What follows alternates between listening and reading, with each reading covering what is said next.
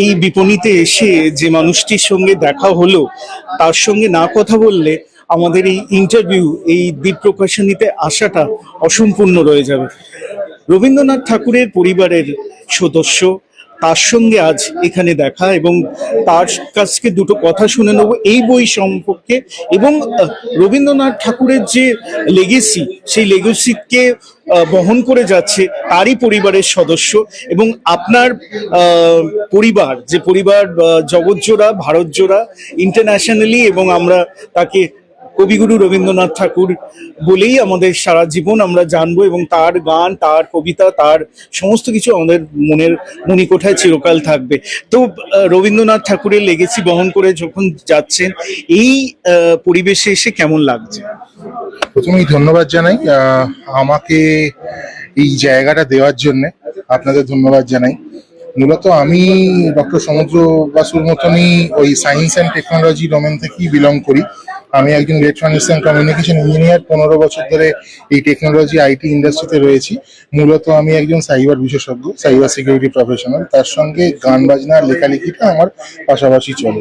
হ্যাঁ, মানে সৌভাগ্যক্রমে আর কি, ওই মানে দৈবাত বলে আর কি, ঈশ্বরের আশীর্বাদে আমি এই বংশে জন্মেছি।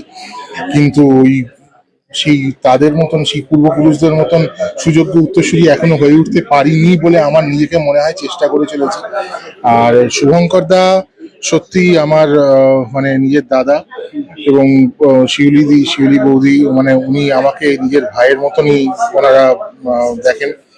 এবং আমি ওনার প্রতিটি বইয়ের পাঠক, এবং একটাই কথা বলতে চাই যে আমি ওনার প্রত্যেক কটা বই পড়েছি। মানে যখন বইগুলোই মলাটের আকারে পাবলিশ হতো না, তার আগে যখন ওই প্রতিলিপি অ্যাপটিতে পাবলিশ হতো, তখন থেকে আমি পড়েছি বইগুলো। অনবদ্য, মানে ওনার লেখনী অনবদ্য। মানে এক একটি প্লটকে উনি কিভাবে মানে সেই বাঁধনে বাঁধতে হয়, এবং তার প্রত্যেক কটা জিনিসই হচ্ছে যে মানে যেখানে যতটা দরকার লেখা ততটাই লেখা।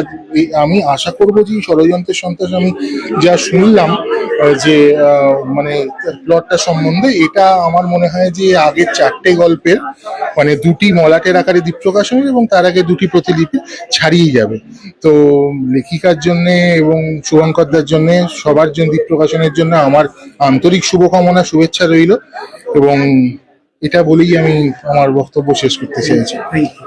তো আমরা কথা বলে নিলাম অবশ্যই রবীন্দ্রনাথ ঠাকুরের পরিবারের বিশেষ সদস্যের সঙ্গে। উত্তরসূরি মানে তার লেগেসি বহন করে যাওয়া, সত্যি এটা একটা বিশাল একটা বড় ব্যাপার এবং